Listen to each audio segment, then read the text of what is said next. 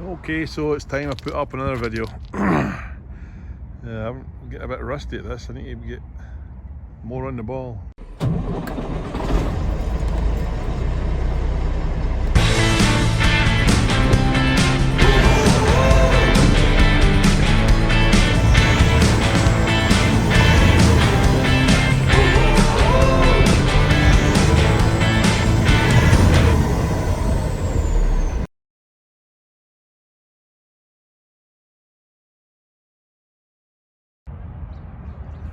So we're all on green one, went away.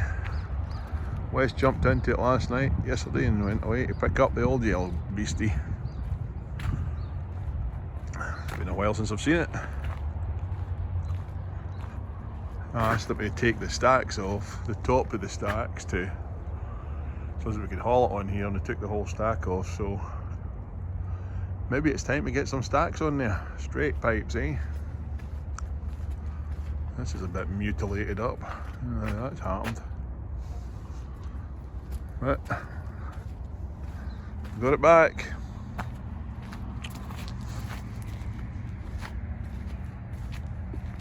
Wes went and got a good job tying it down. So time for another rebirth, eh? I've gotten a wee bit sloppy at making these videos. These chains though, and these ratchets, could not believe the price of them. 4 chains, 4 ratchets, $520. Extortionate. Need to get that hood fixed as well, but get that all done at once. A wee project. Get her back on the road. Something running at the back of this trailer here as well, so it's been a little while since I've done these videos on a regular basis. I need to get back into doing it. There's a lot of people who have watched them and made a lot of comments and been very supportive, and we've just got some family stuff going on at the minute as well, that is taking a lot of time, and I haven't been able to go doing much driving. Spending a lot of time looking after my daughter. But when I was in Scotland, the yellow one, it sat down at the side of the road and locked up in the Elco, and we had it towed in there. And then the blue one went in fire. That's been dealt with, and the insurance is paid out, and it's all good to be collected out in Omaha. The green one, the transmission went down in it. It's been repaired, new transmission in it, new clutch and all that, so it's up and running. Along with that blue truck going in fire, we lost a trailer, so we need to replace that. I've found one that we should be getting any day now. So, but we've not had a very good run of luck with the trucks, mechanically. And Brett's one, the little red Volvo that we have, it's never given me any trouble. Just the regular stuff, you know. Odd thing here and there, but it's never been anything severe. But it's in getting a set of injectors in it now, so that'll be finished this morning. Jeff's doing that for us. We want to make sure it's done right, so we'll get him doing it. So that'll be back on the road. So we've got the beige Kenworth T800. Justin's running it. He's down in somewhere between Alabama and North Carolina. He unloads there tomorrow and then reloads back to Salt Lake for Monday. What else we got? Houston is running the purple 587, 580, 589, 589 I think it is. So he's running it, and he's unloading this morning down in Port Orange in Florida, and then after he unloads there, we're bouncing him straight back up as well. So, and then we've got Wes's 2 trucks are running. One of these drivers is headed from Utah down to Florida, and the other one's up in New York taking some time off. So we'll get Wes back up here driving. He went and collected that yellow truck for me last night, getting about 1 o'clock this morning. So he's going to be taking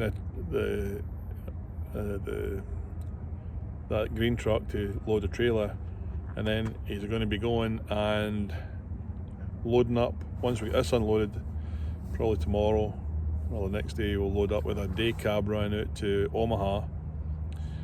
His dad's with him. He's going to be going through his test here, get his license pretty quick, get some more experience.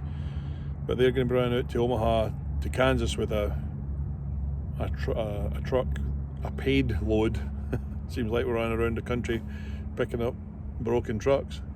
But it'll be a paid load going out to Kansas, then we'll bounce up to Omaha to pick up the blue one and bring it back, and we'll have everything in the yard here, and then it's time to start rebuilding them all, putting them back together. But we'll have the red one, we'll get Brett's son's going to be taking that out while old Brett goes back to Scotland for a couple of weeks, so hope you have a good time there, Brett. I know it's long overdue for a visit back to the old land. Brett grew up 35 miles from me, a few years apart, but not too many. But he's going back there, back to the old country. Can't help but feel a bit jealous, but there you go, I get to go sometimes and he doesn't get to go. But his son's going to be jumping into his truck, and hope that works out well for him, and see where that goes. So that'll be 5 going, and then once we get, then Wes will come back with a flatbed. He'll probably back starting next week. We'll get him and his dad thinking we can do it in the oil field, because oil it's creeping up. They're talking about $100 a barrel before Christmas. It's 83 or something the last time I checked. So we've got a notion for that. One of these days we'll go to the oil field, and it'll be, we'll land on our feet down there. Seems like we get going and then we end up back doing again, and get going and back doing again. A little white truck's down there. It's ready to go. It's ready to jump into. So we're thinking of having Wes and his dad down there with a couple of trucks, and then if it's working out we'll just add some. But the rates are still good right now. Reefer freight is fantastic. We're getting good rates for the flatbed. Fuel's just going up and up and up, and the demand for trucks is going up and up, and so the rates are going up and up. So it's hard to know if you're making any money, to be honest with you. I think we are, but from day to day, you can't make many concrete plans with locking in rates or signing contracts with people or anything like that, because the way fuel just keeps climbing. I'd hate to be locked in freight at the minute, so we're getting the benefit of not being locked in. Rates are going up. Wife's busy at home with a cafe. Love you, missus. Hope you're having a good day today. We contact all the time, and she's busy at the cafe and taking care of things there, and done a really good job. One of the big competitors but somebody else that's in the street that we are on, they end up closing up and going out of town, but closing the business. But so I'm not saying that was because of us, but it can be tough if you can't get the staff, and it's never been an issue for myself and my wife, to be honest, as well, because I think if you treat people pretty decent, they'll stick around, but there's always people that you hack off going along that have got different opinions to yourself. But if I've ever get anybody that's a good worker that's doing well, then they tend to stick around. So, but no, things are going no bad. We're getting good rates, trucks are running, we're getting more of them put back on the road. It's just an expensive undertaking when you have setbacks like engines popping and trucks going on fire. But the kind of good thing about the truck going on fire is that the insurance settled it and never totaled the truck off, so they just gave us a chunk of money to put it back in the road, but that's paid off the truck, so the truck's paid, and we'll just do what we can to put it back together. I'm hoping I just need to put a sleeper on it, but we'll check the strength of the chassis when it's back here, and it's hard to make decisions based on photographs. The easiest thing to do would be to take all the good bits and sell them and scrap it and take the engine from it and put it in the yellow truck and give it a cat engine. But the way these truck prices are going, and try to get a new truck, I see that it's almost impossible to get them. The people that I get my trailers from, they were telling me that, so obviously I'm trying to find a trailer to replace the one that went on fire, but they were telling me that last year a brand new Hyundai reefer trailer would have cost you 64,000, and they were, you know, they weren't flying off the shelves at that price. Now a brand new one will cost you 90, and there was a couple of guys who had signed up for new trailers. The trailers came, and rather than take the trailers, they decided that they would be opportunistic, if you like, and sell them, and they put them onto an auction site and sold them for 110,000 each. So what was 64 last year, it used to be that if you're wanting the latest model Lamborghini or Ferrari and you had managed to get one, you could probably sell it at a premium because they were scarce to get. Well, it's gone that way with trucks now. Apparently, if you want a new truck, I've been told that if you order it right now, they won't tell you when you're getting it, and they won't tell you how much it's going to cost. It's just a bit daft. The world's going crazy with that type of thing. So we've just got our old trucks. We're not going to add any more. We've got an old green thing over here that we're thinking of putting an engine kit in and rebuilding it to give us another little thing that's paid off. And putting money into these older trucks is painful at the time, but I just don't want to be caught, because you just don't know. If you go and you sign up for a trailer for 110,000 and a truck, it's going to be, by the time next year comes, I would think that when trucks are getting delivered, they're going to be over 200 grand. It's got to be.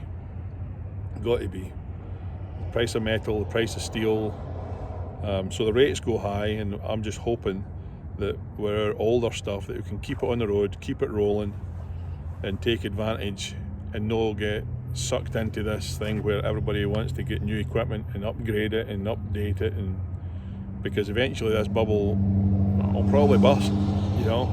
So it'd be nice to be in a strong position if it busts, that you're not sitting there thinking, I've got 3 trucks and I owe $1 million in 3 trucks and trailers, you know. So that's kind of, I thought about maybe going to the oil field, is because they've got trailers down there that we can use. Trailers are becoming a big issue as well. I've managed to find one, but it's expensive. It's used. It's still spendy, but that's the way it goes. If you want to be in the game, you've got to pay to play, and it's a good game at the minute. But aye, it's a sunny day today. Last week it snowed. This time last week it snowed here, and there was 10 inches of snow fell overnight. Woke up the next morning and thought, when the freaking heck do you start here? And then it's gone within a couple of days, and there'll be still plenty more to come through at the winter time, but it's a nice day today. I might go get me some grub this morning and take a minute and phone over to home. So thanks for watching the video. I'll try and get them up more regularly and keep you updated as to how the progress goes. Okay, speak to you soon.